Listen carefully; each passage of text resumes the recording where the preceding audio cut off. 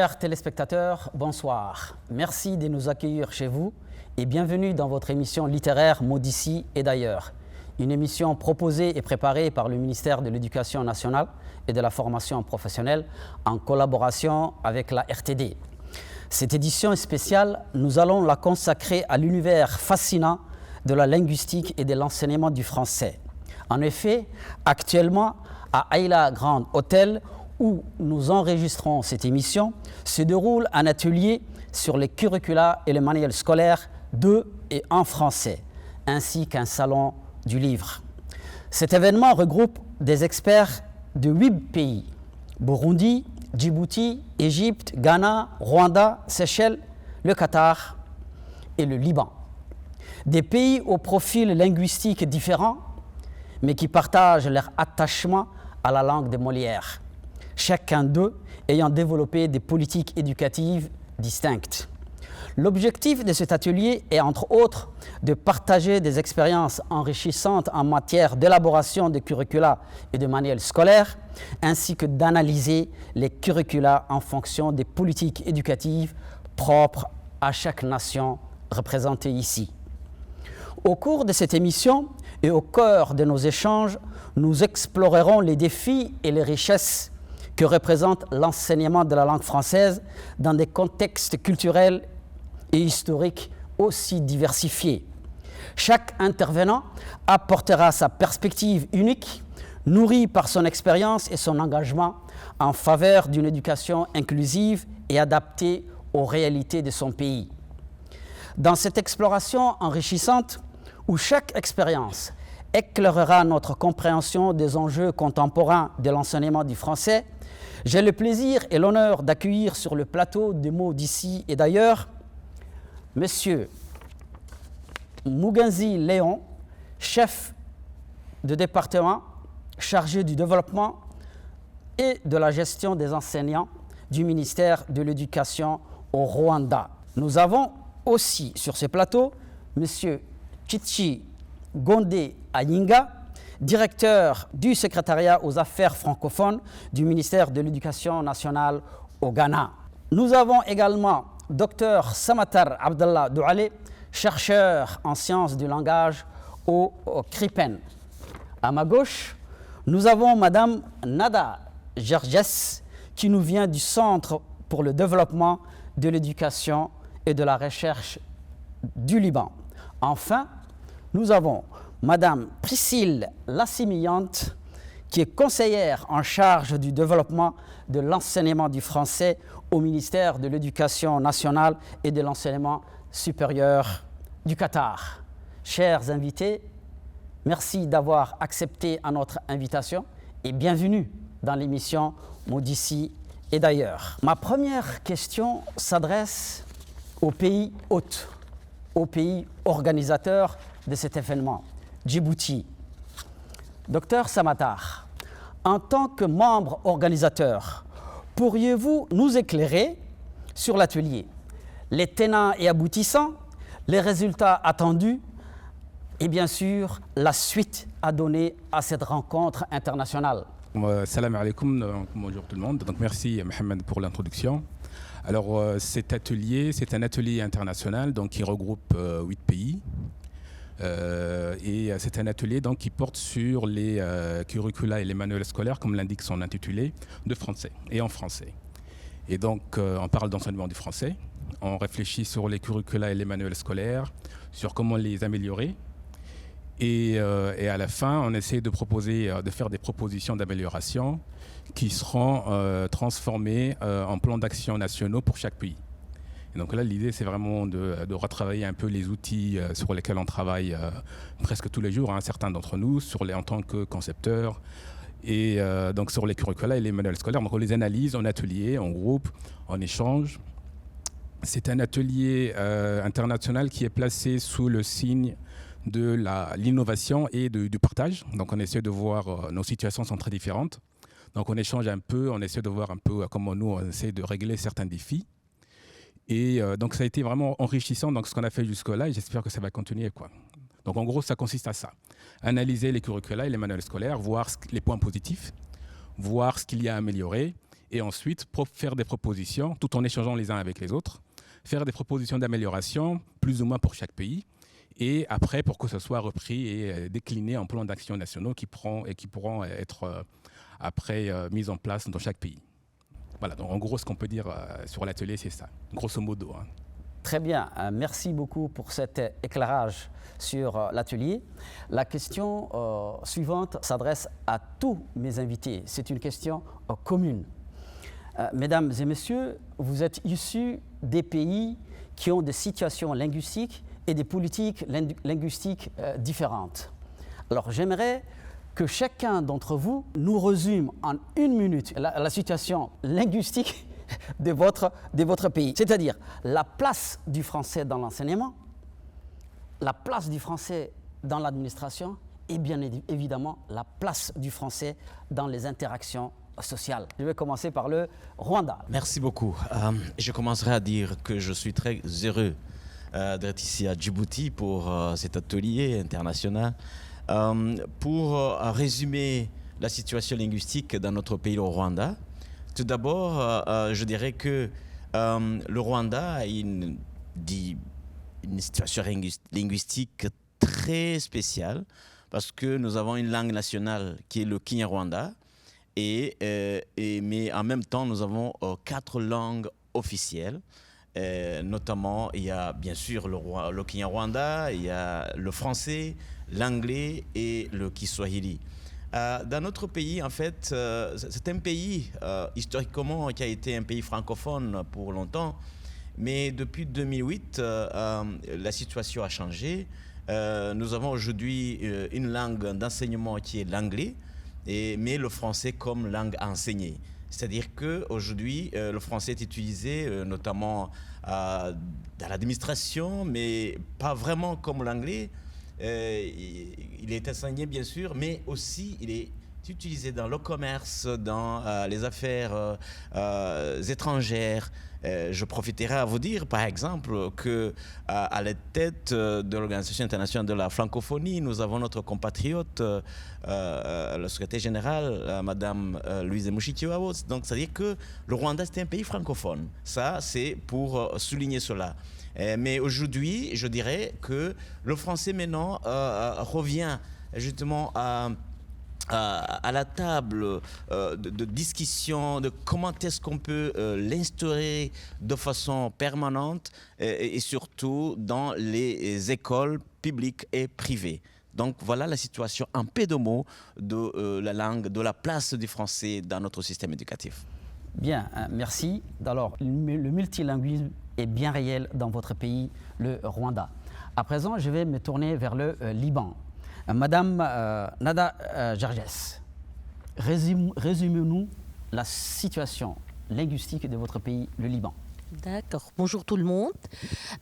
Pour ce qui est politique linguistique au Liban, alors la langue qui est utilisée sur tout le territoire libanais, c'est l'arabe dialectal. L'arabe standard est utilisé dans les bureaux administratifs, tout ce qui est échange formel, mais pour le français, c'est une langue d'enseignement. C'est une langue d'enseignement-apprentissage qui est utilisée dans les écoles francophones et dans les écoles du secteur public. Il n'y a pas uniquement que le français. Donc, on a les 3 langues qui sont utilisées dans l'enseignement-apprentissage. On a l'arabe, le français et l'anglais. Mais pour dire qu'en général, le Liban est un pays francophone. On a une relation distincte avec la France, surtout avec l'Institut français du Liban, de Beyrouth, et qui est installé dans toutes les régions du Liban, où il y a cet échange, cette interaction toujours entre les écoles et l'Institut français. Mais il faut dire que nos apprenants vraiment ne sont pas de vrais francophones. Il y a une affaire de 3% des familles qui parlent avec leurs enfants en français à la maison. Mais en général, le français, ou bien on peut parler qu'ils sont partiellement francophones parce qu'ils écoutent et ils s'expriment en français dans un cadre d'enseignement-apprentissage, dans un cadre scolaire. Je me tourne vers le Ghana. Ghana, pays anglophone, entouré par des pays francophones. Quelle est la situation linguistique dans votre pays ? Merci messieurs, merci pour cette opportunité. C'est un grand honneur pour nous et pour le Ghana, en tant que pays anglophone, d'être associé à cet atelier international. Et comme on l'a dit, c'est une rencontre de partage d'expériences. Et nous pensons effectivement que c'est une bonne opportunité d'organiser un tel atelier, surtout avec aux commandes de l'Organisation internationale de la francophonie. Alors le Ghana, comme vous l'avez dit, effectivement c'est un pays qui est, on pourra dire, enclavé effectivement au sein des pays francophones. Vous avez à l'est le Togo, vous avez au nord le Burkina Faso et puis à l'ouest la Côte d'Ivoire. Tous ces pays sont des pays francophones. Il a été même dit peut-être qu'au niveau de la mer, peut-être que les poissons aussi parleraient français. Bon, alors donc, comme vous le savez très bien, le français a été introduit il y a longtemps, sous forme juste dans le cadre scolaire, il y a plusieurs années, dans les années, je dirais, 18e siècle ou 19e siècle, comme ça. Mais après tout, c'est répandu un peu partout dans le système scolaire. Et avec la vision du pays de développer l'intégration sous-régionale, il est important aussi de communiquer avec nos voisins francophones et de jouer un rôle quand même au sein de cette organisation qu'on appelle la CEDEAO. Donc le français, effectivement, est enseigné à partir du collège jusqu'à l'université. Mais tout récemment, les réformes que nous avons eues au niveau de l'éducation en 2019, le gouvernement a pensé effectivement introduire le français à partir de la grande section. Et le ministère de l'Éducation aussi, soucieux effectivement de créer une nouvelle génération de jeunes Ghanéens qui sont bilingues, a commencé un programme pilote depuis 2018 où on a commencé les DNL, les disciplines linguistiques, où les mathématiques, les sciences et les TIC sont enseignés effectivement à de tout petits enfants à partir de l'âge de 7 ans, 8 ans et qui montent comme ça. Alors donc, géographiquement parlant, effectivement, le Ghana, c'est, comme vous le savez, c'est un modèle pour beaucoup de pays, étant donné qu'il y a plus de 80 langues nationales, régionales, pardon. Et sur les 80 langues du pays, eh bien, on a au moins 10 langues qui sont enseignées. Et ce sont des langues régionales qui sont enseignées en fonction, effectivement, de la dominance de ces langues. Bon, les langues les plus populaires au Ghana, vous avez le Lakan, vous avez le Gan, vous avez le Wé, vous avez aussi le Dagbani et autres langues qui sont enseignées dans les écoles. Donc, il y a un parfait mariage entre, effectivement, les langues locales, l'anglais qui est la langue d'administration, la langue d'enseignement, et le français qui se ferait effectivement un chemin assez important. Alors, dans la vision du président de la République et du gouvernement, eh bien, nous avons effectivement signé des pactes linguistiques avec l'Organisation internationale de la francophonie. Le Ghana est devenu membre de l'OIF à partir de 2006 et après cela, nous avons eu à signer un pacte linguistique en 2018 avec un plan national, effectivement, qui a été renforcé en 2019. Et dans le souci, effectivement, de renforcer les capacités linguistiques et pédagogiques des enseignants, eh bien, le Ghana aussi s'est associé avec ce plan de l'OIF qui concerne qu'on appelle la mobilité, le programme de mobilité des enseignants de et en français. Et depuis 2022, effectivement, on a des volontaires de l'OIF qui sont arrivés au Ghana pour aider effectivement à comment revoir l'environnement francophone au Ghana. Et je crois que c'est déjà un pacte qui va bien. Et tout récemment, comme vous le savez, le Ghana est devenu membre de plein droit, effectivement, de l'OIF lors du dernier sommet à Villa-Cotterie à Paris, en France. Donc, je crois que c'est une langue qui a de l'avenir, une langue, effectivement, qui se parle par 5% de la population. Et dans les secteurs administratifs, effectivement, nous avons des Ghanéens, des cadres qui s'expriment bien en français.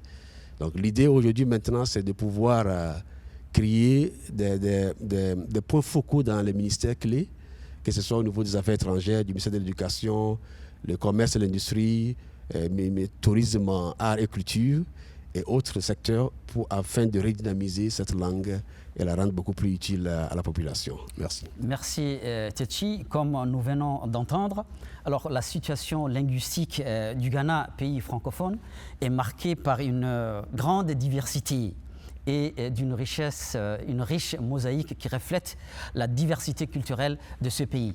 Nous allons clôturer ce premier tour par le Qatar. Bonjour à tous.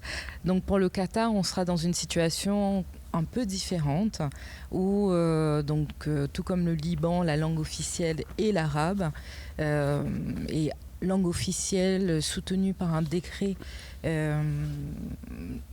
signé en 2019 par Son Altesse l'Émir, annonçant l'arabe comme étant la langue du pays, la langue à retrouver dans le système éducatif, aussi bien comme langue de scolarisation et comme langue d'enseignement. Maintenant, le Qatar est un pays très plurilingue du fait de sa population. 90% des résidents du Qatar sont des étrangers. 10% de la population au Qatar est réellement qatarienne. Donc ce melting pot de nationalités fait que nous allons retrouver en fait dans le paysage linguistique qatarien une majorité de langues asiatiques du fait des travailleurs philippins, de travailleurs venant aussi du continent indien. L'arabe dialectal, donc vraiment des pays du Golfe, est parlé par environ 28% de la population. Et on va retrouver ensuite une dizaine de pourcents de langues européennes. En ce qui concerne la langue française, selon les derniers relevés de l'OIF, 4% de la population au Qatar est francophone. Cette francophonie est portée par des résidents venus de pays du Maghreb, par bien sûr des expatriés européens qui ont pour langue maternelle le français, ou une grande communauté libanaise qui aussi permet de faire rayonner cette langue française au Qatar. Et dans le système éducatif, le français est enseigné comme langue étrangère dans le système éducatif public. Une langue étrangère qui permet, en fait, qui a pour objectif d'amener les jeunes à découvrir d'autres possibilités, d'autres mondes, de découvrir la culture francophone. Et en parallèle, on a un système privé où le français est enseigné à différents niveaux, avec différents objectifs, et notamment des établissements privés à programme français, où là, nous allons retrouver le français comme vraiment langue de scolarisation et langue d'enseignement. L'une des fiertés pour le français, l'enseignement du et en français au Qatar, est le lycée franco-qatarien Voltaire, qui est une volonté de la famille royale, de l'émir, qui y scolarise notamment ses propres enfants, l'émir et la famille royale étant très francophones. Très bien. Alors, comme nous venons de voir, tous les pays représentés ici connaissent une diversité linguistique et par conséquent une diversité culturelle. Quelle chance pour ces pays-là. Alors, à présent, je vais me tourner vers le Rwanda. Alors, le Rwanda, c'est un pays qui a modifié sa politique linguistique, si je ne me trompe pas, suite aux événements malheureux de 1994. Le changement de langue d'enseignement, on est passé du français à l'anglais. Comment ce changement de langue d'enseignement a-t-il eu un impact sur la place du français dans le système éducatif? Et par conséquent, comment le manuel et le curricula ont-ils été adaptés? Merci, c'est une très bonne question. En fait, ça a été, je dirais, un long voyage. Comme je vous ai dit, le Rwanda était un pays francophone depuis des années, avec les événements malheureux, comme vous l'avez dit, le génocide perpétré contre les Tutsis au Rwanda en 1994.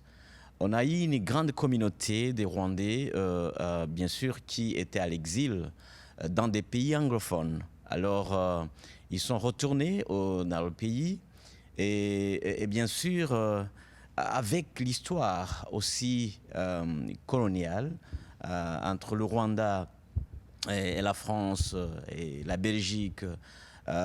Donc, on a pris la décision de ne pas se concentrer seulement sur la langue française et par rapport justement à cette population, à cette grande population qui était en exil.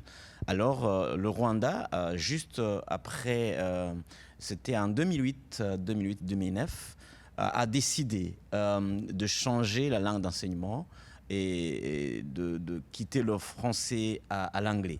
Alors, comment ça a été possible? Je dirais que ce qu'on a fait, je me rappelle, dans ce temps, j'étais un enseignant à l'université, j'enseignais justement le cours de philosophie en français.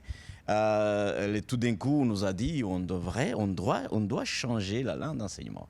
Alors, qu'est-ce qui s'est passé? En fait, on a pris de cours, le cours du soir, il y avait des centres de formation des langues, et nous avons pris le chemin d'apprendre aussi l'anglais. Et ça a été une opportunité. Quand je parle aujourd'hui l'anglais, tu ne peux pas imaginer que je ne l'avais pas appris même à l'école.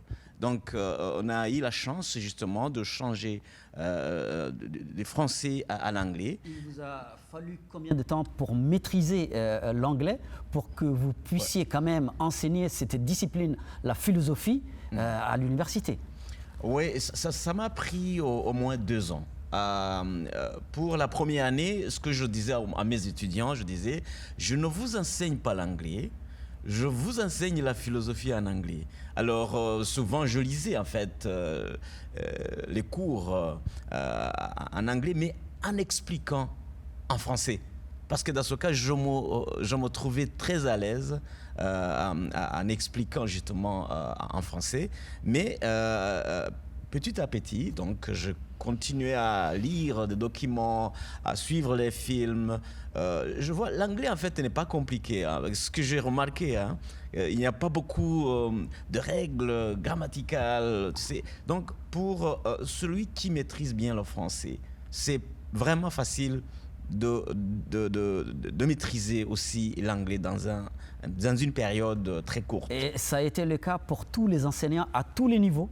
Ben, c'était à tout niveau. C'était à tout niveau. C'était vraiment une réforme, je dirais, radicale. Et bien sûr, le français, on a continué à enseigner le français comme matière. Mais je vais encore insister que nous avons seulement une langue nationale qui est le Kinyarwanda. Il y avait justement une langue maternelle nationale pour tout le pays. Et imaginez-vous justement aussi de quitter, donc, même si le français n'était pas encore maîtrisé à un niveau très, je dirais, très satisfaisant, mais l'anglais, ça a été vraiment un parcours. Mais je dis aujourd'hui même qu'on est en train de renforcer surtout les capacités de nos enseignants pour bien maîtriser l'anglais. Mais aujourd'hui, tout est fait en anglais, les examens nationaux, les concours, c'est en anglais, et le français est évalué comme un cours, une matière. Très bien, merci. Alors maintenant, je me tourne vers le Liban. Alors, comme vous nous avez dit tout à l'heure, au Liban, c'est un pays où cohabitent plusieurs langues. Donc, c'est un pays multilingue par excellence. Alors, comment le contexte multilingue et multiculturel libanais influence-t-il la manière dont le français est enseigné et intégré dans le curriculum scolaire? Oui, exactement. Donc, comme vous venez de le dire, qu'on a c'est la présence de ces plusieurs langues qui ont contribué à la présence de plusieurs cultures. Le pluriculturalisme et l'ouverture vers les autres cultures du monde entier. C'est pour cela, donc, l'objectif principal des curricula au Liban, c'est de préparer un citoyen qui respecte les valeurs, un citoyen national et un citoyen international. Donc, on insiste beaucoup sur cette ouverture, sur cette interculture, sur, si vous voulez, l'interculturalisme chez les apprenants. Cela paraît clairement. Par exemple, le curriculum, ça date depuis 1997. Et là, on a commencé une réforme en 2024. Mais le mouvement, le rythme a été un petit peu freiné à cause de la crise qu'on endure pour le moment. Mais on n'est pas resté les bras croisés. Alors, depuis 1997, on commence à avoir des curricula alternatifs en parallèle du curriculum. Par exemple, les formations DELF, mises à niveau linguistique pour nos enseignants, allant du niveau A2 jusqu'au niveau B2, même pour atteindre C1 et C2. C'est-à-dire, ils ont été suivis et encadrés. On a eu un programme alternatif FLE, les formations IFADEM. Donc tout cela en collaboration avec OIF et avec l'Institut français de Beyrouth. Donc les enseignants de français et en français, ils étaient très bien épaulés, encadrés et bien orientés dans la démarche et dans le processus enseignement-apprentissage.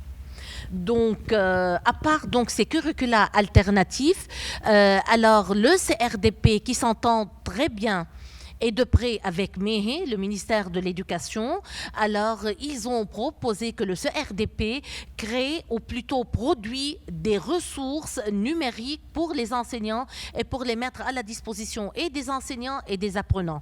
C'est-à-dire un travail acharné et continu qui se fait pour développer et consolider l'usage de la langue française dans les écoles. Très bien.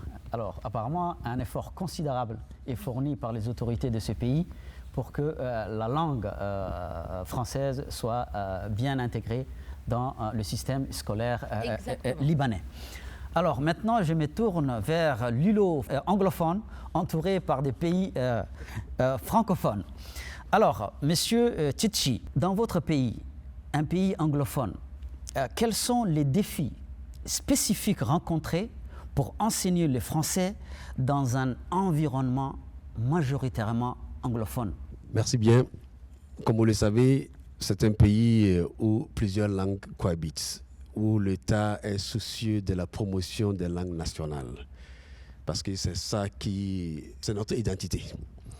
Alors donc, au milieu de toutes ces langues régionales qui sont enseignées que l'État fait la promotion, il y a effectivement aussi l'anglais qui domine le terrain de l'enseignement. Ça, il faut le dire. Le français, effectivement, est introduit dans l'enseignement, comme je l'ai dit déjà à partir du primaire. Et ce n'est pas aussi facile pour une langue étrangère de pouvoir se trouver une place, n'est-ce pas, au sein de cette multiplicité de langues locales et de la dominance de l'anglais qui caractérise un peu presque l'administration. Alors, qu'est-ce qu'il faut faire? C'est qu'il y a une politique linguistique qui a été adoptée et qui fait du français d'abord une langue étrangère, parce qu'il y a plusieurs langues étrangères au Ghana, en dehors du français qui occupe un premier plan. Vous avez l'arabe, vous avez le chinois. L'arabe est enseigné dans les écoles? Oui, enseigné dans les écoles jusqu'à l'université. Vous avez le chinois. Obligatoire? Il n'a pas ce statut de langue obligatoire, mais il est enseigné, effectivement, surtout dans les écoles islamiques et aussi à l'université. Donc, ça, c'est vous avez le chinois aussi qui prend un peu de l'ampleur, effectivement, dans le système. Vous avez l'espagnol. Tout récemment, nous avons fait une révision de nos curricula. On a introduit, effectivement, sous forme pilote, l'enseignement de l'espagnol au lycée. Donc, c'est en phase d'expérimentation. Et vous avez aussi d'autres langues. Bientôt, nous voulons même commencer l'italien. Vous savez que le Ghana veut s'ouvrir au monde entier. Et ce n'est pas seulement au niveau de la langue française, mais aussi ça. Donc, quand on revient à la trajectoire francophone sur laquelle le Ghana effectivement évolue, effectivement, la langue française a pris, tout le terrain des langues étrangères au Ghana. Et dans la réforme de l'éducation, effectivement, le français a un statut, comme je l'ai dit, de langue étrangère qui doit être enseigné à partir, effectivement, du primaire et du collège, à condition qu'on ait des profs de français. Donc, c'est ça, un défi. Alors, et au niveau du lycée, eh bien, le français est une matière optionnelle. C'est-à-dire que l'élève peut choisir, décider que je vais faire dans la filière littérature. L'élève peut choisir effectivement de s'inscrire à un cours de français. Bon, il est vrai, effectivement, qu'il y a un problème, justement au niveau des profs de français. On n'en a pas assez, il faut le dire. Il y a aussi la question de manuels scolaires. C'est important de le signifier. Mais avec les récentes réformes de l'éducation, les curricula sont faits, les manuels sont conçus. Bon, la plupart de ces manuels sont effectivement en expérimentation. sur le terrain. On attend le retour du terrain pour pouvoir voir qu'est-ce qu'on peut faire. Mais il faut comprendre aussi que sur le terrain des manuels, effectivement, le Ghana est un pays très libéral où les maisons d'édition privées peuvent aussi effectivement imprimer des manuels et les vendre. Les écoles privées, effectivement, elles ont préféré introduire le français un peu plus tôt à partir de la maternelle. Mais dans le système public, eh bien, le français commence à partir du primaire. Vous voyez un peu le paradoxe, parce qu'on ne peut pas interdire effectivement aux écoles privées, que ce soit des écoles privées internationales, comme vous avez le lycée français, autres, ils ont leur propre curricula. Les écoles libanaises et autres ont leur propre curricula. Les curricula qui sont enseignés dans les écoles privées, Oui. ils ne portent pas le label du ministère de l'Éducation nationale ou bien... Ils portent le label du ministère de l'Éducation nationale. Vous voyez, ça c'est d'abord en tant que des écoles ghanéennes, même si elles sont privées, eh bien, le recours à nos curricula est primordial parce qu'il faut que l'État sache ce qui se passe dans l'enseignement. Nous avons des agences sous le ministère qui font le contrôle pour voir effectivement le contenu de ce qui est enseigné. Ça, c'est primordial. Alors maintenant, concernant les écoles internationales qui ne sont pas ghanéennes, voilà, ils ont leur propre curricula qu'ils utilisent parce qu'ils ne font pas le baccalauréat ghanéen. Voilà, c'est ça. Donc, vous avez ce défi-là du manuel. Il faut produire les manuels, le bon manuel. Nous avons un centre, effectivement, qu'on appelle National Curriculum Council and Lesson Assessment, qui se charge effectivement d'évaluer les manuels, qui se charge aussi de valider les curricula, d'évaluer les manuels, et de s'assurer aussi de l'évaluation. Donc, c'est cette agence, effectivement, qui travaille sous le ministère de l'Éducation, a, disons, le mandat du pays, effectivement, de s'assurer que le contenu du curriculum, que ce soit même la révision et où cela soit fait. Mais le défi, qu'il faut le dire, c'est qu'il nous faut effectivement des enseignants de français. Il faut des manuels scolaires dans les écoles pour accompagner. Voilà, et c'est l'idée, ce sont les défis. À part cela, effectivement, il y a un engouement, que ce soit au niveau des parents, de voir leurs enfants parler français. Les élèves aussi sont vraiment aussi motivés parce que c'est dans le préambule effectivement du curriculum que voilà. Des démarches ou des stratégies qui sont mises en place pour pallier à cette insuffisance d'enseignants de français. Oui, il y a effectivement parce que les étudiants qui sortent de nos universités qui ont effectivement pris le cursus scolaire français, si on peut le dire ainsi, effectivement, quand ils sortent, ils viennent faire le service national. Donc, pour 1 an. Et ce sont ces étudiants qu'on met dans les salles de classe en attendant le recrutement. C'est pareil aussi avec nos instituts de langue et nos instituts de formation initiale qu'on appelle le College of Education, qui aussi, chaque année, on a au moins plus de 500 étudiants qui sortent, qu'on met dans les écoles en attendant effectivement d'avoir des enseignants permanents. Très bien. Alors, le français fait son chemin lentement, mais sûrement au Ghana. Merci. Très bien. Maintenant, je me tourne vers le Qatar. Le Qatar est un pays qui accueille une population immigrée assez importante, quand même, et qui intervient dans le commerce, dans les bâtiments. Alors, comment, en tant que pays hôte, de nombreuses cultures, comment le Qatar adapte-t-il son curriculum de français pour répondre aux besoins d'une population quand même très diversifiée? Alors, au sein du curriculum national et au sein des établissements publics, ce programme d'enseignement du français tend à être le plus pluriel possible en termes de présentation des cultures. Donc on travaille à partir de manuels de français internationaux qui ont été contextualisés pour le Qatar avec une prise en compte des traditions qatariennes et de la culture locale. Dans ces manuels, qui sont des manuels assez bien conçus, vu qu'ils viennent d'éditeurs spécialisés dans l'enseignement du français langue étrangère et des langues étrangère en général, il prévoit déjà des pages, des leçons, des activités qui vont permettre de découvrir, par exemple, dès les premières leçons, les pays francophones. Donc, où parle-t-on français dans le monde? Et on va voir le drapeau de l'Algérie, on va voir le drapeau du Maroc, de la Tunisie. Et ce sont ces nationalités que nous allons aussi retrouver au sein des classes, au sein des apprenants dans le système public. Ensuite, il y a un effort qui est fait par les professeurs en termes de contenu supplémentaire, d'activités complémentaires, d'apporter des ressources où on va pouvoir aussi présenter la francophonie, les visages pluriels. On se base beaucoup pour les activités interactives sur les productions de TV5 Monde. Donc on va récupérer des outils sur enseigner et apprendre avec TV5 Monde, profiter des différents reportages du type Destination Francophonie pour montrer justement ce visage pluriel et partager cette francophonie au sein du programme scolaire. Très bien, merci. Alors, maintenant, nous allons parler des langues nationales dans l'enseignement. Docteur Samatar, la question de l'enseignement des langues nationales a été soulevée dans notre pays en 1999 lors des États généraux.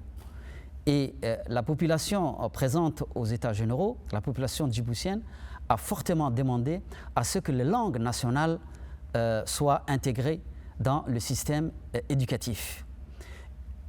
Mais depuis 1999, l'éducation, le pays peine à intégrer les langues nationales dans le système éducatif. Et au regard des discours des politiques de notre pays, on sent qu'il y a une véritable volonté politique pour intégrer l'enseignement des langues nationales. Alors, ma question est la suivante. Comment traduire un acte concret pour donner la place qui revient de droit aux langues nationales, tout en profitant bien sûr de la richesse de la langue française? Oui, alors c'est vrai que chez nous, on a une politique linguistique bilingue, français et arabe standard. Et c'est vrai que les populations djiboutiennes, donc elles parlent le somali, l'afar et l'arabe djiboutien qui nous vient essentiellement du Yémen. Et c'est vrai que nous, donc, on a un système globalement, un système éducatif donc globalement francophone, même si depuis quelques temps maintenant il y a des écoles bilingues, mais elles sont récentes et elles sont en minorité pour l'instant. Donc pour les langues nationales, c'est vrai que la demande a été faite à l'époque des États généraux. Il me semble que le CRIPEN a même commencé à un moment donné, au milieu des années 2000, à concevoir des supports, des manuels, des supports pédagogiques, un peu pour introduire par exemple l'afar et le somali. J'ai même vu donc un manuel bilingue, afar, somali, avec des explications en français. Donc on peut parler plus ou moins de manuels plurilingues, mais qui n'ont jamais vu malheureusement le jour. Et donc je pense que la volonté, elle est là. Je pense que les personnes ressources sont là aussi. Il me manque juste qu'on mette ça en application, c'est vrai. Donc c'est vrai que ça se fait attendre un peu. Mais disons que nous avons les moyens. Alors comment mettre ça en pratique? Je pense que pas mal de pays, surtout en Afrique francophone, surtout en Afrique de l'Ouest, parce qu'ici, nous, dans la région de la Corne de l'Afrique, on est les seuls francophones. On est un peu plus ou moins enclavés comme ils le sont au Ghana. Donc là, on est plus un îlot francophone. Mais il y a des expériences en Afrique dans l'Afrique de l'Ouest. Il y a un projet qu'on appelle l'initiative Élan, donc école et langue africaine, je pense, oui. Et où presque une dizaine, peut-être même aujourd'hui une dizaine, la dernière fois ils étaient 8, expérimentent un peu l'introduction des langues africaines dans les écoles. Et donc ce qu'ils font, c'est que d'abord on commence les premières années par les langues africaines, puis petit à petit on introduit le français, et donc on s'appuie un peu sur les langues maternelles, on va dire, des élèves pour passer aux langues 2, aux langues 3, donc le français ou même l'anglais après. Et donc, généralement, donc, on parle de didactique de biplurilinguisme qui consiste à articuler les langues maternelles et les langues secondes, donc là, le cas du français. Et donc, il y a tout un travail à faire tout tout un travail de recherche d'abord sur les langues elles-mêmes. Parfois, certaines langues africaines ne sont pas décrites. Donc, on fait appel aux linguistes qui décrivent les langues. Donc, ils produisent des manuels de linguistique. Puis, il faudra traduire, c'est tout le travail des didacticiens, donc de traduire ça de passer du savoir savant, donc celui de la recherche universitaire, à un savoir pédagogique avec des manuels. Donc, on formait les enseignants à la fois en langue maternelle mais aussi en français pour pouvoir un peu les articuler. Parce que l'idée, depuis, je pense, 1953, si ma mémoire est bonne, l'UNESCO, après la Seconde Guerre mondiale, a bien déclaré et dit que si on veut apprendre les langues étrangères, il faut d'abord s'appuyer sur les langues maternelles. Donc depuis, c'est une idée qui a fait son chemin. Donc je pense qu'aujourd'hui, tout le monde la partage, sauf que certains ne la mettent pas en pratique, bien entendu. Donc du coup, je pense qu'on a beaucoup de choses à apprendre de bien de pays d'Afrique de l'Ouest, qui maintenant, depuis quelques années, parfois certains pays comme le Mali, depuis quelques décennies, ils ont commencé avec ce qu'ils appelaient la pédagogie convergente, puis ils sont passés à ce qu'ils appellent aujourd'hui donc la didactique plurilingue, mais le principe est le même en fait, partir des langues maternelles pour aller vers les langues étrangères, en tout cas non maternelles, comme le français. Et donc ça, on est avec l'idée que c'est facilite. Un élève qui maîtrise, qui lit et écrit dans sa langue maternelle est plus disposé à apprendre les langues étrangères. Donc cette idée-là, donc aujourd'hui, elle est partagée. Donc il faut juste, la volonté, elle est là, je pense. On ne manque pas de personnes ressources aussi. Donc il faudra juste qu'on s'y mette concrètement. Voilà. Très bien. Alors, à qui voudrait prendre la parole par rapport justement à cette question des langues nationales dans le système éducatif de votre pays? Bon, alors, comme je l'ai dit, le Ghana, effectivement, toutes les langues qui sont enseignées sont valorisées. Parce qu'on ne peut pas construire le savoir sans se baser sur la langue du milieu. Donc, malgré la multiplicité des langues, eh bien, nous avons à peine une douzaine de langues enseignées à l'école. Et ce qui est important, c'est que c'est le premier contact de l'enfant, effectivement, en allant à l'école. En quittant la maison et en allant à l'école, il a déjà la langue de la maison. Il est vrai que cette langue ne soit pas la langue qui est enseignée à l'école, mais vivant dans une communauté, effectivement, il y a le transfert de connaissances est facilité du fait que l'enseignant doit commencer déjà à partir de la maternelle jusqu'à la petite section à enseigner les matières, effectivement, dans cette langue dominante de la région. Et moi, je me dis aussi que donc ça fait que c'est bien planifié, les curriculums que nous avons, effectivement, valorisent ces langues-là. C'est bien contenu dans nos curricula. Toutes les langues qui doivent être enseignées ont leur place. Les manières qui doivent être développées aussi dans ces langues. Mais c'est à partir, effectivement, de la grande section, effectivement, que nous laissons ces langues, qui sont des langues, effectivement, d'enseignement, et elles deviennent alors des matières. Et l'anglais, maintenant, continue avec. Et même jusqu'à l'université, ces langues sont enseignées.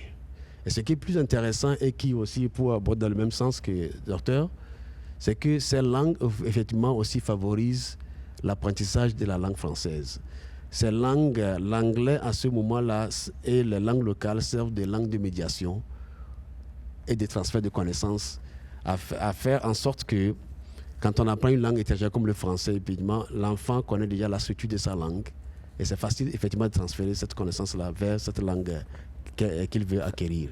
Donc je crois que c'est une bonne chose de d'abord valoriser la langue locale, de commencer effectivement dès le bas âge et après elles quittent leur place de langue d'enseignement pour devenir des matières enseignées et en même temps aussi servent de langue de médiation pour l'acquisition d'une langue étrangère. Très bien, voilà. Très bien. Merci bien. Qu'en est-il du Liban? C'est toujours la question autour de langue nationale et langue d'enseignement, n'est-ce pas? Oui.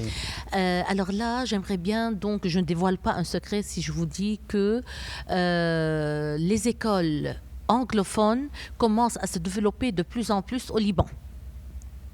On avait, par exemple, en tant que chef aux examens officiels pour l'épreuve du brevet, et on avait de 60 000 apprenants, on avait 55 000 apprenants depuis 20 ans qui sont francophones et 5 000 qui sont anglophones.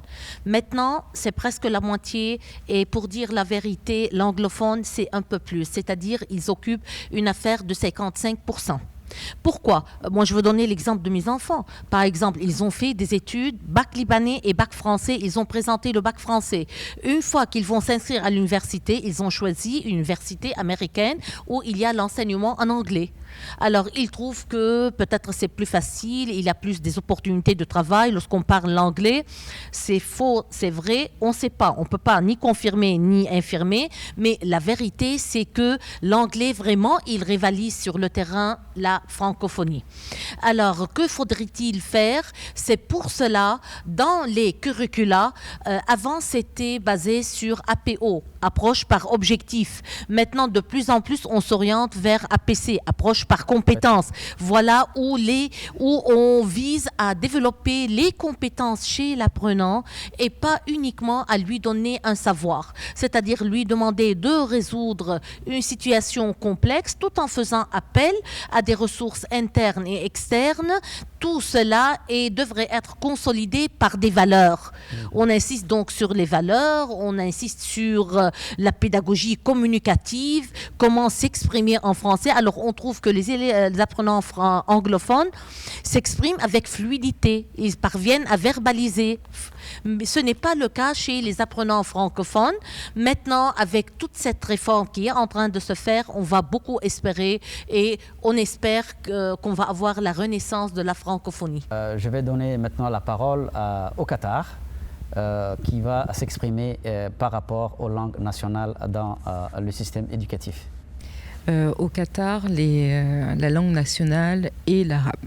Et dans le système éducatif, vraiment, c'est une volonté de Son Altesse l'Émir d'avoir replacé l'arabe comme étant la seule langue et unique langue à être maîtrisée. Je l'ai mentionné plus tôt, depuis 2019, un décret a été signé et demande que tout un effort soit fait d'utilisation de l'arabe, de la valorisation de l'arabe à tous les niveaux. Au niveau administratif, donc au ministère de l'Éducation, tous nos documents sont en arabe. Les enseignants sont recrutés et sont évalués sur leur maîtrise de la langue arabe. Donc les professeurs de français doivent absolument avoir un très bon niveau en arabe et un très bon niveau en français. Les ressources aussi, les ressources créées pour enseigner des matières, on va dire généralistes, histoire, les mathématiques en arabe, ont été revues pour être sûr que le langage employé est un langage de haut niveau. Donc cette décision de 2019, en fait, il faut la comprendre en faisant un petit pas en arrière dans l'histoire éducative du Qatar. En 1950, l'arabe était déjà le médium d'enseignement. Dans les années 2000, dans la volonté du Qatar de devenir un pays ouvert, international, et aussi du fait de l'histoire du Qatar et la présence de l'empire colonial britannique dans la région, l'anglais était une langue très répandue et très utilisée à différents niveaux de la société, et on retrouvait la présence de l'anglais au sein du système éducatif. En 2000, dans les années 2000, le ministère de l'Éducation a lancé un nouveau programme qui visait à rendre le système éducatif encore plus performant. Et dans cette idée, il a été proposé que l'anglais devienne le médium d'enseignement. Donc on avait l'arabe, langue de scolarisation, l'anglais, langue d'enseignement pour les matières notamment scientifiques, et ainsi être sûr que la jeunesse vivant et étant éduquée au Qatar puisse avoir accès à un maximum de ressources internationales. Le fait est qu'au bout de environ 10 ans de cette expérience, les hautes autorités se sont rendues compte que la jeunesse parlait de moins en moins bien arabe, ne maîtrisait pas leur langue pour certains maternelle, et donc ce décret de 2019 replace cette langue comme étant vraiment primordiale au sein du système éducatif, au sein de la définition de la culture du pays.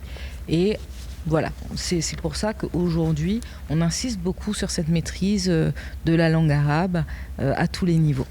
Très bien, merci beaucoup. Alors, qu'en est-il du Rwanda? La nation rwandaise parle le Kenya en Rwanda. Oui, près de 14 millions de la population rwandaise parlent la même langue, la seule langue, le Kinyarwanda. Quand le président de la République veut adresser à la population, il n'a pas besoin de parler en français ou en anglais.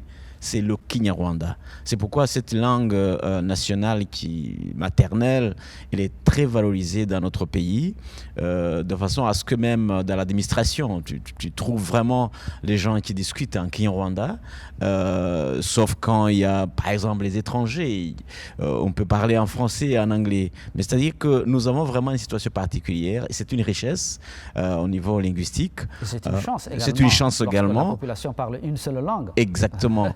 Et cette langue est enseignée depuis l'école maternelle jusqu'à l'université. Il y a même des experts, des linguistes de Kinyarwanda. C'est-à-dire, on peut avoir, je dirais, un doctorat en linguistique, en Kinyarwanda, par exemple, dans les langues bantou, Kinyarwanda, Kiswahili. Donc, ça dit que c'est une langue, vraiment, c'est une chance pour le Rwanda d'avoir une langue maternelle, une seule langue maternelle et nationale. Et je dirais encore qu'aujourd'hui, quand il y a un mixte de plusieurs langues et qu'il y a une mauvaise prononciation de certains mots en Kinyarwanda, c'est vraiment, je dirais que c'est prohibé. On dit à tout le monde, il faut corriger ta prononciation pour que tu puisses garder l'originalité de notre langue, le Kinyarwanda. Même le président, quand il prend la parole, il revient sur ça pour les jeunes, pour la jeunesse, qui aimerait bien, je dirais, prononcer n'importe quoi en Kinyarwanda. On dit, il faut bien parler le Kinyarwanda, c'est votre richesse. Alors maintenant, je vais me tourner vers Samatar. Samatar, vous êtes chercheur qui est très versé dans l'élaboration des curricula. Alors, est-ce qu'il y a, ou bien quels sont les éléments clés que vous considérez comme essentiels dans un curriculum de français pour le rendre adapté aux réalités culturelles et sociales du pays? Vaste question, hein. Alors, qu'est-ce que je considère comme pertinent? Je pense que plus ou moins tout est pertinent, tout est important à préciser dans le curriculum. Alors, il y a pas mal d'éléments dedans. Je pense qu'il faut être clair par rapport à l'approche méthodologique ou pédagogique qu'on va choisir. Ou parfois, on peut choisir plusieurs, hein, ce n'est pas interdit, l'éclectisme méthodologique. Il est important de clarifier ce qu'on attend de l'élève, donc un profil, on parle de profil de sortie ou un profil de compétences à l'issue du primaire, à l'issue du collège, à l'issue du secondaire, du lycée. Donc il faut être clair là-dessus.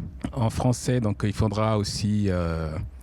il faut que le programme soit adapté, bien entendu. Alors, en plus, chez nous, donc, nous sommes dans un pays où le bac a été, disons, djiboutianisé, nationalisé. On a le baccalauréat djiboutien n'existe que depuis 2017.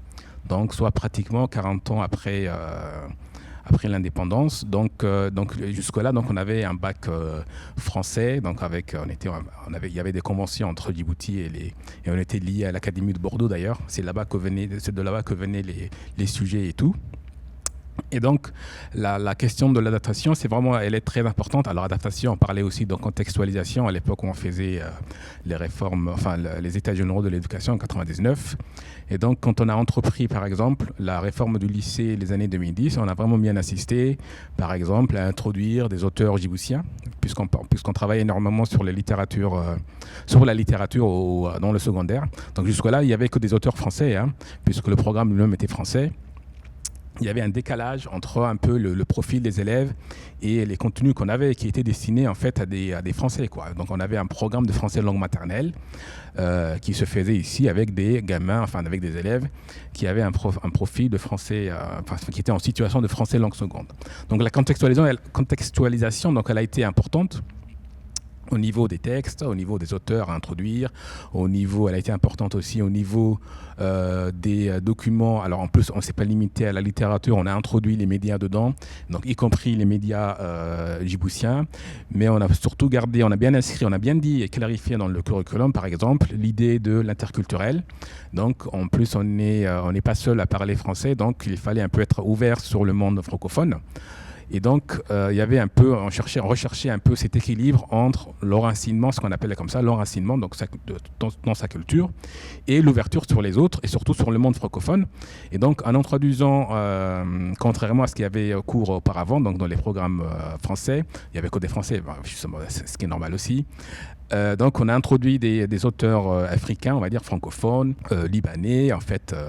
Et donc, on a une diversité culturelle qui apparaît immédiatement quand on regarde, par exemple, les manuels du lycée, donc, auxquels j'avais participé concernant leur conception. Et donc, l'adaptation, elle se fait comme ça aussi. Donc, autre point important, alors c'est vrai, il y a, on clarifie dans le curriculum aussi ce qu'on attend d'un enseignant. Je pense que c'est important. Alors après, on en a parlé un peu pendant l'atelier aussi. Donc c'est avec cette idée, donc aujourd'hui, je pense plus ou moins à partager, qui consiste à dire que l'enseignant, il ne faut pas uniquement qu'il soit quelqu'un qui transmet uniquement, qui est là comme ça à imposer son savoir, mais qu'il faut un peu qu'il fasse en sorte que les élèves apprennent plus ou moins par eux-mêmes. Et donc voilà, on clarifie tout ça. Et je pense, j'espère avoir répondu à la question encore. Oui, en tout cas, si je résume votre propos, un curriculum doit faire le dosage, un bon dosage entre le reflet de l'identité culturelle du pays et bien sûr l'ouverture sur le monde. Il doit y avoir un bon dosage entre ces deux éléments. Oui. C'est ce que j'ai compris de votre... Oui, à l'époque, quand on faisait les programmes, voilà, on assistait sur ça aussi. Donc, l'équilibre entre identité au pluriel, parce qu'il n'y a pas qu'une identité djiboutienne, je pense qu'on est assez divers, et l'altérité ou les altérités francophones. Et comme ça, on a un peu, on se retrouve avec cette idée de citoyen du monde, on va dire. Très bien, merci. Alors, encore une fois, le Rwanda.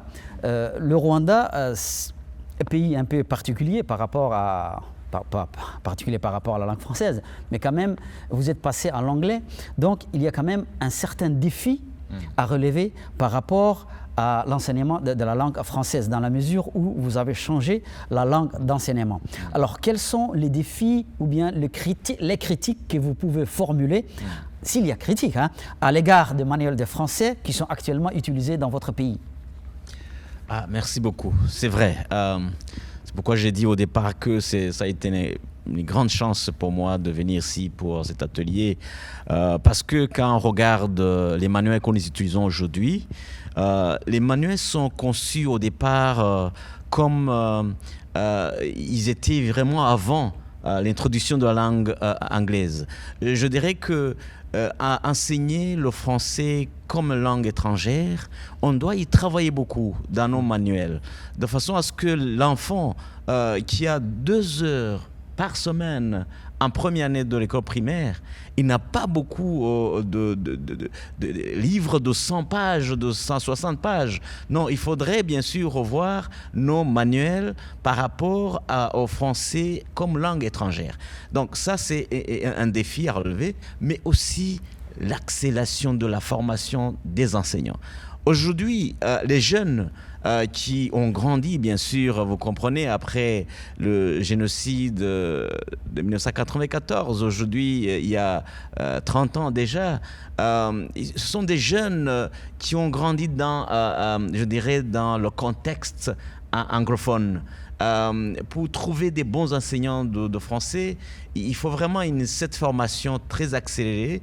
Et nous avons bien sûr des instituts de formation, là où nous avons les options, les sections littéraires. Mais aussi, nous avons eu la chance que le programme de mobilité des enseignants, justement par l'OIF, a commencé au Rwanda. Aujourd'hui, nous sommes avec la 2e promotion et bientôt, l'année prochaine, on aura une 3e promotion de 50 enseignants provenant des pays francophones qui viennent justement nous épauler et nous aider à renforcer la langue française. Donc ça, c'est les 2 grands défis. C'est vraiment de revoir nos manuels de façon à ce qu'on enseigne le français français comme langue étrangère et puis la formation des enseignants, la formation continue. Et je suis très heureux parce que c'est moi qui suis le chef du département qui est en charge de la formation des enseignants, du développement et de la gestion. Donc je comprends très bien le message qui est là et je pense que je retournerai dans mon pays avec une bonne nouvelle au ministère de l'Éducation en disant voilà ce qu'on doit faire depuis aujourd'hui. Très bien, merci. Alors, encore une fois, je vais me tourner vers le pays du cèdre. Oui. Alors, le Liban.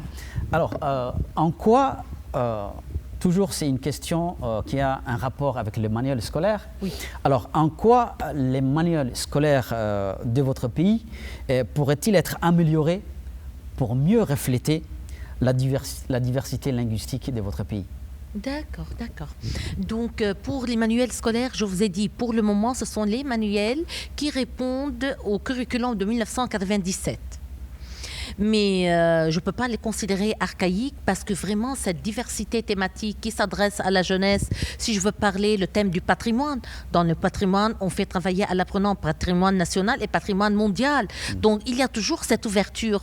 Il y a les centres d'intérêt des jeunes, il y a le service social, citoyen et société. Ce sont des thèmes qui sont abordés et surtout sciences et éthique. Jusque-là, on continue à endurer ce problème. Comment utiliser les réseaux sociaux avec... en suivant certaines normes, certaines valeurs et en soumettant le progrès technique, ou plutôt l'usage du progrès technique à une certaine éthique. Moi, il me semble que toute cette thématique répond aux besoins des jeunes de nos jours. Mais on peut améliorer le manuel scolaire en passant de la méthode déductive à la méthode inductive. On trouve que les manuels scolaires de 1997, on a la règle, on a ensuite l'explication de la règle, puis l'application. Au contraire, maintenant, avec les nouveaux curricula, on réfléchit donc à adopter beaucoup plus cette méthode inductive. Et ensuite, l'apprenant sera lui-même acteur de son apprentissage. On insiste surtout à ce que l'apprenant travaille sur des cartologies mentales, des cartes heuristiques, qu'il soit lui-même le centre de cet apprentissage. Maintenant, si on a un curriculum qui est excellent, un manuel scolaire qui est excellent et on n'a pas de formation continue, on n'aboutit à rien. Alors tout comme notre collègue, moi je suis directrice du centre de formation au Liban. Donc c'est très important la formation initiale pour l'enseignant dans les universités, mais le plus important c'est le suivi dans les formations continues. Et aussi pour les manuels scolaires, les questions restent archaïques plus ou moins. Qu'est-ce qu'on a fait au Liban? Le CRDP, il a fait 2 nouveaux descriptifs pour les examens officiels. Alors dans ce nouveau descriptif, il y a la variété des types de questions à varier entre QCM, exercice d'appariement, vrai ou faux, exercice à trous, ainsi de suite. Alors toutes les questions des manuels scolaires ont été adaptés à cette réforme, à ce nouveau descriptif. Voilà, donc toujours on est en train, donc, comme j'ai dit, de côtoyer l'enseignant, de lui procurer de nouvelles ressources, de nouvelles méthodologies, en attendant donc l'écriture des nouveaux curricula. Jusque-là, on a terminé le cadre national pour les nouveaux curricula et on commence à écrire donc le curriculum en entier avec des compétences spécifiques, des compétences transversales pour ensuite commencer à concevoir les manuels scolaires. Très bien, merci. Alors là, vous venez de soulever un élément très important, c'est la formation continue des enseignants. Exactement. Quel que soit le curricula, le manuel qu'on développe, si la formation de l'enseignant n'est pas suivie, et bien sûr, on ne va pas atteindre les résultats escomptés. C'est pour ça que la formation de l'enseignant, quand même, c'est la cheville ouvrière de la réussite de nos élèves et de nos systèmes éducatifs respectifs. Alors, nous nous acheminons vers la fin de notre émission. Je vais poser une question au Qatar. Alors, vous nous avez dit tout à l'heure que la langue dominante dans votre pays, c'est l'arabe. Alors, quels sont les défis justement, qui sont liés à l'enseignement du français dans un contexte où l'arabe est la langue dominante? Je pense que je vais prendre un niveau supérieur et être en plus macro. Quel est le défi de l'enseignement du français face à des langues qui soit sont les langues majoritaires dans un pays, soit sont des langues internationales. Langue internationale, je compare déjà avec l'anglais. Il n'y a pas de bataille à avoir aujourd'hui, il n'y a pas de rivalité. Aujourd'hui, nous devons parler anglais pour des raisons commerciales. Maintenant, face à l'arabe, enfin, en tout cas, à côté de l'arabe au Qatar, avoir le français, ce n'est pas un défi de pourquoi ou comment enseigner le français, c'est un défi de valoriser le plurilinguisme dans des sphères où le monolinguisme sont plutôt des tendances, dans des sphères où le bilinguisme avec l'anglais sont prédominants. Et donc comment, à côté de l'arabe, langue officielle, l'anglais, langue étrangère première et valorisée, comment positionner le français comme toute autre langue étrangère. Et c'est là où tout le discours, on disait tout à l'heure, l'un des collègues, apprendre le français, ce n'est pas simple, c'est difficile, il y a de la grammaire, etc. Apprendre l'anglais, c'est plus simple et c'est plus rapide.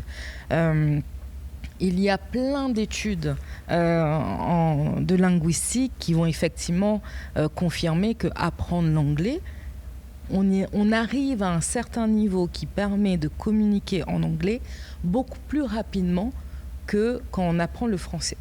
Parce que la langue française, pour arriver à communiquer aisément, demande plus de pratique, plus de maîtrise.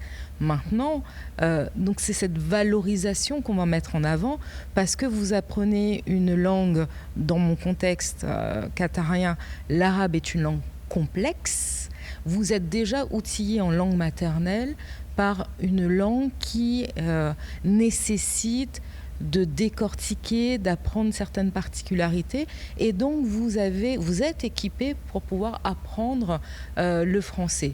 Et de plus, comme votre première langue étrangère est l'anglais, on va pouvoir faire ce va-et-vient et vous montrer qu'en fait, dès le premier cours de français, on en parlait ce matin, il y a des mots internationaux qu'on retrouve en anglais, des mots empruntés de l'arabe qu'on retrouve en français. Et en fait, dès le premier cours, chers apprenants, vous avez déjà 2-3 petites choses en français qui vous permettent de dire chocolat, café, et en refaisant de grands sourires, avoir une très bonne tasse de café et un petit carré de chocolat, et tout le monde est content. J'ironise un petit peu, mais je caricature un petit peu, mais c'est cette idée, c'est de montrer que les élèves, il n'y a pas de défi insurmontable. Il y a le besoin d'être plurilingue aujourd'hui. On est dans un monde plurilingue, pluriculturel. Apprenez les langues étrangères. Vous avez l'arabe qui est une langue complexe, vous avez l'anglais. Le français à côté sera assez simple. Très bien, merci. Alors nous allons continuer sur cette lancée des défis. Je me tourne vers le Ghana à présent. Alors, quels sont les principaux défis, on va dire, au développement de compétences en français pour les élèves ghanéens, et comment le système éducatif ghanéen travaille-t-il pour les surmonter? Merci bien. Effectivement, ça, c'est une excellente question. Les apprenants sont dans une communauté où les langues locales ont une grande valeur. Ils sont dans une aussi communauté où l'anglais domine.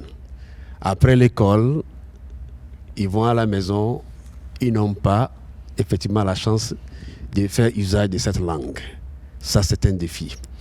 Alors, ce que nous avons fait au niveau du ministère et aussi au niveau de nos centres régionaux pour l'enseignement du français, effectivement, c'est de créer des situations où ils doivent communiquer. Donc, dans les activités en classe, effectivement, il faut multiplier les simulations, les jeux de rôle et autres.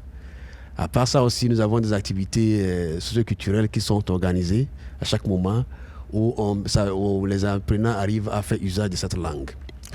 Nos centres de ressources, effectivement, il y a des visites régulières où dans ces centres, nous avons créé un environnement francophone qui permet effectivement aussi à ces jeunes de venir, si ce soit des chaînes de télévision françaises, que ce soit les ressources que nous avons à notre disposition, ils viennent effectivement, on crée un environnement pour eux et ça aide.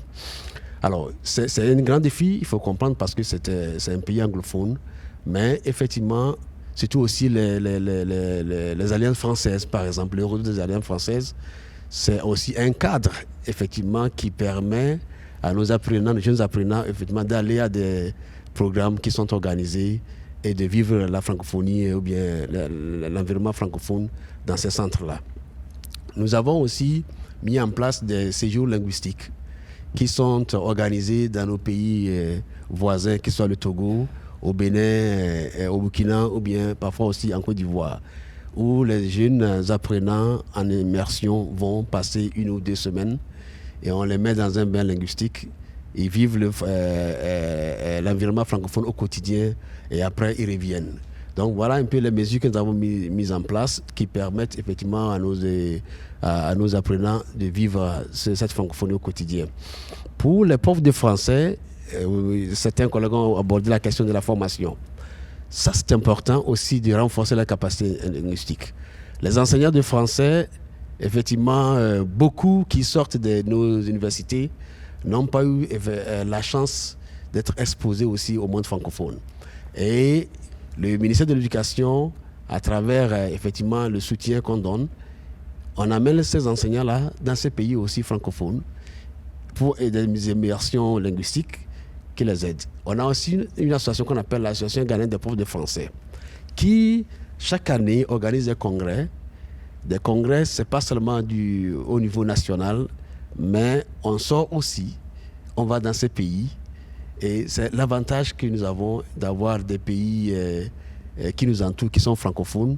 On fait bon usage de cet espace dans lequel nous nous trouvons, à toujours faire ce va-et-vient entre le Ghana et ces pays, afin de permettre à tous ces acteurs, que ce soit les enseignants, que ce soit les élèves, à voir un peu le monde francophone de ce qui se passe ailleurs. Voilà. Très bien, merci. Avant de clôturer l'émission, je vais donner à chacun d'entre vous la parole pour le mot de la fin. Alors, Samatar. Alors, le mot de la fin, donc je dirais, comme cette semaine a été fructueuse en échange et en termes d'analyse et de propositions pédagogiques et didactiques, donc j'espère que ça continuera régulièrement plus tard, donc, et j'espère qu'il y aura des collaborations ultérieurement et que l'on pourra peut-être continuer à se rencontrer les uns et les autres, pas forcément à Youti, mais peut-être ailleurs aussi, sur des thématiques, des problématiques plus ou moins liées toujours à l'enseignement du français. Très bien, merci. Le Qatar. Oui, je vais reprendre effectivement ce qui vient d'être mentionné. C'est l'important de pouvoir continuer les discussions qui ont été lancées ici, de formaliser les échanges et évoluer tous ensemble, malgré nos diversités, que nos ressemblances deviennent des clés de réussite pour nos ministères de l'éducation, pour nos systèmes et pour les jeunes générations. Très bien, merci. Le Ghana? Merci bien. Le Ghana a abordé, effectivement, s'est lancé dans une trajectoire francophone. Et moi, c'est l'occasion pour nous de dire un grand merci d'abord à l'OIF, effectivement, pour cette initiative. Aussi dire un grand merci à votre pays, un pays très chaleureux. J'ai beaucoup admiré l'accueil, tout ce qui s'est passé. La ville, elle est belle. Tout le monde a cet esprit d'Akwaba. Akwaba, c'est bienvenue, voilà, au Ghana. Donc, je vois le même esprit ici. Et je crois que la francophonie, c'est bien parti. Le français, c'est bien parti. Le Ghana, en tant que pays enclavé, eh bien, s'efforce effectivement de se sortir de cette situation et effectivement de valoriser la langue française et la francophonie. Je vous remercie bien. Très bien, merci beaucoup. Le Liban. Alors, c'était un grand plaisir, vraiment une grande opportunité de participer à ce séminaire ici à Djibouti. C'était d'une richesse vraiment très énorme. Si j'ai à donner, si vous voulez, une dernière recommandation pour tous les curricula, il faut insister sur les compétences linguistiques, les compétences spécifiques de chaque matière, mais aussi d'une façon égale, insister sur les compétences transversales chez nos apprenants qui sont le futur de la société et la future génération. C'est-à-dire insister sur cette progression spiralaire hélicoïdale des compétences transversales du préscolaire jusqu'en terminale pour que ces compétences les accompagnent dans la vie, dans la société, partout et dans le monde. Très bien, merci le Liban. Et on va clôturer par le Rwanda. Merci beaucoup. Le Rwanda a désormais un plan national pour l'enseignement-apprentissage de la langue française depuis 2021. Nous avons un soutien de l'AFD et de l'OIF. Ça, c'est une bonne nouvelle à annoncer. Mais aussi, le Rwanda appartient désormais à la communauté anglophone et francophone. Merci aux pays hôtes. Djibouti. Très bien, merci chers invités. C'est sur ces mots empreint de chaleur que nous refermons notre émission Mots d'ici et d'ailleurs. Il ne me reste plus qu'à présenter mes invités. Il s'agit de Madame Nada Gerges qui nous vient du Centre pour le développement de l'éducation et de la recherche du Liban, de Madame Priscille Lasséimante, je vais y arriver, Madame Priscille Lasséimante, conseillère en charge du développement de l'enseignement du français au ministère de l'Éducation nationale et de l'enseignement supérieur du Qatar. Je remercie également M. Mugenzi Léon, qui est chef de département chargé du développement et de la gestion des enseignants au ministère de l'Éducation du Rwanda. Un grand merci également à M. Chichi Kondo Ayiga, qui est directeur du secrétariat aux affaires francophones du ministère de l'Éducation nationale du Ghana. Et enfin, Dr Samatar Abdallah Douale, chercheur en sciences du langage au Centre de recherche, d'information et de production de l'Éducation nationale. Chers téléspectateurs, merci d'avoir suivi votre émission. Et d'ici la prochaine émission, portez-vous bien.